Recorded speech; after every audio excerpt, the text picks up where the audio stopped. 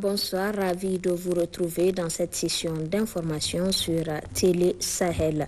Le ministre de l'Intérieur et de la Décentralisation et celui de la Santé publique, de la Population et des Affaires sociales ont visité ensemble aujourd'hui les blessés de l'attaque de Tillabéri de Beth-El Koli admis à l'hôpital national de Niamey afin de s'enquérir des conditions de prise en charge médicale de ces patients. Éminil Kassoum Mahamadou.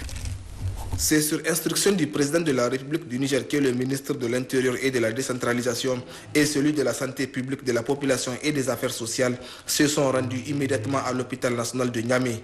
Une visite qui leur a permis de constater l'état de santé des 3 blessés de l'attaque d'un bus de transport de voyageurs le mercredi 16 mars 2022 par des bandits armés à 5 km du poste de police de Beth-El Koli. La délégation ministérielle a souhaité un prompt rétablissement aux blessés et s'est réjouie des conditions dans lesquelles ils sont pris en charge. Le constat est positif, c'est que ils étaient 4, un est déjà libéré, les 3 autres, nous les avons visités et nous avons constaté que la prise en charge est correcte. Ils ont été bien accueillis, ils sont pris en charge totalement et leur pronostic vital n'est pas engagé. Pour accompagner cette marque de compassion des autorités nigériennes, le ministre de l'Intérieur a offert une enveloppe symbolique au profit des familles des blessés. Le ministre de la Défense nationale, Al-Kassoum Indatou, a présidé ce matin la cérémonie officielle de sortie des élèves gendarmes. Ils étaient exactement 1558 qui viennent d'achever leurs 12 mois de formation, les rendant ainsi aptes à exercer les métiers des armes. Ouma Jamila Moudachur. C'est une double cérémonie qui sanctionne la fin de formation de ces élèves gendarmes au nombre de 1558, dont 72 féminins. La présentation au drapeau en présence du ministre de la Défense nationale, Al-Kassoum Indatou, et le baptême de cette promotion, la 54e dénommée Promotion Générale Harouna Jibo Hamani. Cette formation a duré 12 mois et s'est déroulée en 2 étapes. La première, essentiellement militaire, a consisté à faire acquérir aux élèves gendarmes des aptitudes et des connaissances tactiques et techniques en vue de leur efficacité au combat. La seconde, spécifique à la gendarmerie nationale, a été consacrée à l'acquisition de connaissances spécifiques en droit pénal, procédure pénale, en police judiciaire, police militaire, police administrative, maintien d'ordre public, etc. Ces jeunes sont désormais aptes à être déployés dans les différentes unités de la gendarmerie nationale pour renforcer la sécurité du pays. Excellences, Monsieur le ministre de la Défense nationale, je vous assure de la qualité de la formation reçue et des résultats obtenus par nos futurs gendarmes, malgré le nombre important de la présente promotion. C'est le lieu pour moi de féliciter ici l'ensemble de l'encadrement pour le sens élevé du devoir, le professionnalisme et le dévouement dont il a fait montre tout au long des 12 mois de formation. Cette cérémonie, selon le ministre de la Défense nationale, démontre, si besoin est, la volonté des plus hautes autorités à s'investir pleinement pour relever les défis sécuritaires. À travers cette sortie d'élèves gendarmes, se traduit une fois de plus l'engagement édicté par le président de la République et traduit dans les faits par le gouvernement la dynamique de montée en puissance tant en ressources humaines qu'en matériel des forces de défense et de sécurité. Le renforcement des capacités opérationnelles, un maillage plus dense du territoire dans lequel la gendarmerie nationale joue un rôle important. Votre présence dans toutes les communes et bientôt dans tous les grands villages vous confie un rôle particulier. Certains d'entre vous se retrouveront dans des unités spéciales de la gendarmerie, corps d'élite qui continue son développement et sa montée en puissance. D'autres iront sur le terrain pour assurer la sécurité quotidienne des Nigériens et le fonctionnement régulier de l'administration de proximité. Vous servirez notre cher pays, le Niger, tâche pour laquelle vous avez été tous formés. Cette cérémonie a été aussi marquée par la remise des prix aux élèves qui se sont fait distinguer par des démonstrations de self-défense et d'intervention professionnelle effectuées par les élèves gendarmes et par un défilé militaire. Et poursuite à Niamey des travaux de la session ordinaire du CESOC. Ce matin, les conseillers de l'institution ont suivi une communication du ministre en charge de l'emploi et de la protection sociale, Aliou Ibrahim. Par la Constitution du 25 novembre 2010, le droit à la protection sociale est une forme de solidarité nationale. Comment étendre cette protection sociale à d'autres acteurs, notamment ceux du secteur informel?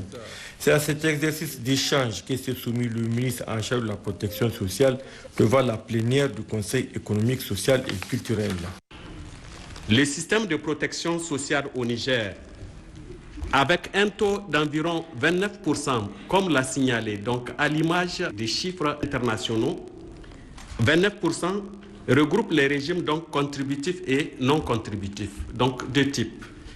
Le régime contributif est pris en charge par la Caisse nationale de sécurité sociale, la CARENI, les mutuelles sociales et le système d'assurance sociale, tandis que le régime non contributif concerne les filets sociaux, les bourses, les cantines scolaires, la gratuité des soins au niveau donc du système de santé, pour ne citer que cela. Discuter, échanger dans le but de formaliser le secteur informel, les échanges ont été intéressants. Les conseillers du CESOC, avec une force de proposition, ont suivi avec attention la communication du ministre en charge de la protection sociale, d'où la satisfaction de ce dernier. Les objectifs ont dépassé largement notre espérance, en ce sens que nous avons trouvé des conseillers de la République qui maîtrisent d'abord le dossier et des conseillers de la République qui sont prêts à accompagner le ministère de l'Emploi à travers des propositions, mais aussi à travers un plaidoyer au niveau des décideurs. Donc nous sommes vraiment très ravis, très satisfaits. Cette communication a été pour les conseillers du CESOC une occasion de faire des propositions pour booster le processus de formalisation du secteur informel. Le président du Conseil supérieur de la communication a présidé aujourd'hui à Dosso la cérémonie officielle des travaux de la 5e édition de la semaine des relais régionaux du CSC. Le thème retenu est rôle et responsabilité des acteurs politiques, des FDS, des organisations des sociétés civiles et des médias dans la préservation des conflits. Ali Hachim. Rôles et responsabilités des acteurs politiques, des forces de défense et de sécurité, des ESC et des médias dans la préservation des conflits, tel est le thème central de cette 5e édition de la semaine des relais régionaux du CSC. Thème qui, au-delà de sa pertinence, est aussi d'actualité au Niger, eu égard au contexte sécuritaire. C'est pourquoi le gouverneur de la région de Dosso a exhorté les responsables des médias à plus de contrôle et de vigilance des programmes diffusés. Comme vous le savez, les médias ont toujours été des supports de communication à la fois privilégiés et redoutables en période de crise et singulièrement dans cette guerre asymétrique imposée à notre pays. D'où la nécessité d'une surveillance plus accrue des programmes que nos médias diffusent, publient ou relaient. Le président du Conseil supérieur de la communication a d'entrée de jeu expliqué que les relais régionaux constituent les yeux et les oreilles du CSC. Les relais régionaux sont pour nous donc les yeux et les oreilles du CSC dans leurs régions respectives. Il faut donc les suivre, renforcer leurs capacités et les évaluer régulièrement pour rendre efficace notre travail de régulation des médias. En juillet 2016 déjà, une mission a évalué 7 chefs de service relais mis en place en vue de dégager les avancées enregistrées, mais aussi et surtout de situer les insuffisances et les combler. C'est des leçons, des résultats de cette évaluation qu'est née l'institution par le CSC de la semaine des relais dans les régions. Le président du Conseil supérieur de la communication devait par la suite s'appesantir sur l'objectif visé de cette 5e édition. C'est donc pour discuter et échanger sur ces nouveaux défis que la 5e édition de la semaine des relais que nous ouvrons aujourd'hui à Dosso se fixe comme objectif principal de renforcer les capacités des chefs de service des relais des régions d'Agadez, d'Ifa, Dosso, Maradi, Tawa, Tillabéri et Zender. Le CSC mettra également à profit cette occasion pour sensibiliser les médias privés et communautaires, les responsables des forces de défense et de sécurité, les responsables des partis politiques, des organisations de la société civile, de la coordination des radios communautaires et ceux des ONG de développement sur leur rôle et leur responsabilité dans la prévention des conflits. Le président du Conseil supérieur de la communication, Dr Kabirou Sani, a vivement remercié les partenaires techniques et financiers, notamment la coopération danoise d'Anida au Niger et Oxfam pour leur appui financier, puis exhorté les participants à être assidus tout au long des travaux. En marge justement de cette 5e édition de la semaine des relais régionaux du Conseil supérieur de la communication, le président Kabir Sani a visité l'Institut universitaire de Dosso et la station régionale ORTN de Dosso. Retrouvons Ali Hachim. Au niveau de l'université de Dosso, la délégation du président du Conseil supérieur de la communication est allée visiter les équipements flambant neufs de la radio UDO nouvellement installés puis échanger avec les étudiants en journalisme audiovisuel. Dr Kabirou Sani les a vraiment encouragés pour leur détermination et engagement sans faille. Deuxième visite, les équipements de radio et tables de montage de la station régionale ORTN de Dosso acquis sur fonds propres de l'État. En marge de cela, on a jugé utile de venir voir l'évolution du cadre technique et professionnel de la station régionale de Dosso. Parce qu'il y a quelques années, c'était une préoccupation majeure. Là, on vient de constater avec bonheur que le plateau technique est vraiment numérique. C'est de la pointe de la technologie et c'est l'occasion de féliciter en tout cas l'ORTN et le ministère de la Communication pour cet effort. Parce que vous êtes bien outillés d'un point de vue technologique, surtout avec la numérisation des données maintenant. Vous avez du matériel qui sied. Donc je pense que c'est un grand atout pour l'ORTN. J'ai jugé utile de partir voir l'effort que l'université de Dosso fait dans le cadre de la formation des métiers de la communication et du journalisme. Il y a deux filières qui m'ont beaucoup séduit. Il y a les juristes qui font une formation de journalistes et les communicateurs formés par l'université. Et je pense que cela rentre dans la droite ligne de la professionnalisation du journalisme. Parce qu'aujourd'hui, on a besoin que les universitaires s'intéressent à la question du journalisme, que les sciences sociales s'invitent dans le métier de journalisme, que les sciences sociales deviennent la référence, la base de la formation des journalistes. En fait, il faut, pour synthétiser, des ingénieurs de l'information. Et c'est cela. Autant vous avez du matériel numérique, maintenant on a besoin dans les ressources humaines des ingénieurs de l'information. Le président du Conseil supérieur de la communication est accompagné dans ce déplacement de ses plus proches collaborateurs et du chef antenne relais CSC de Dosso, Ali Ibrahim Issa.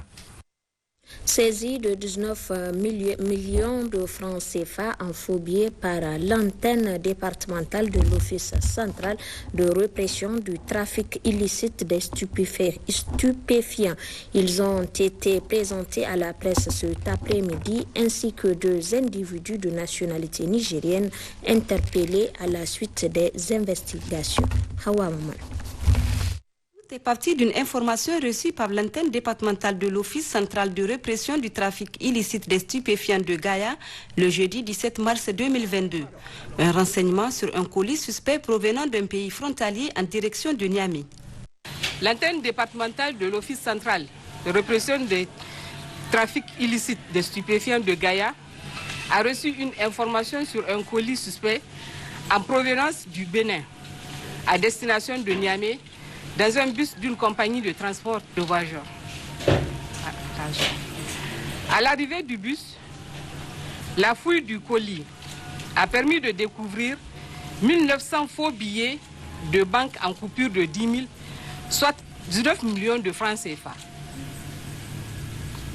La suite des investigations menées à Niamey par l'OCRTIS a permis d'interpeller 2 individus de nationalité nigérienne, dont un employé d'une banque de la place et un agent d'une société publique d'expédition.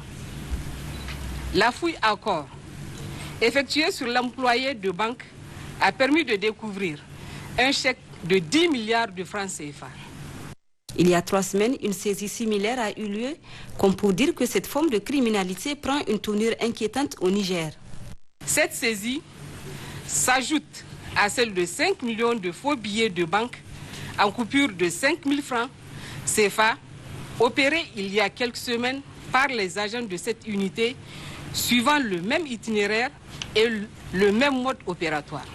Ces pratiques illicites portent atteinte à l'économie nationale, d'où la nécessité d'une franche collaboration de la population avec les services de la police. La police qui appelle à la vigilance de tous les habitants. Et voilà, c'est la fin de cette session d'information de la télévision nationale. Merci à la régie, à vous de l'avoir suivi. Douce nuit surtout. Au revoir.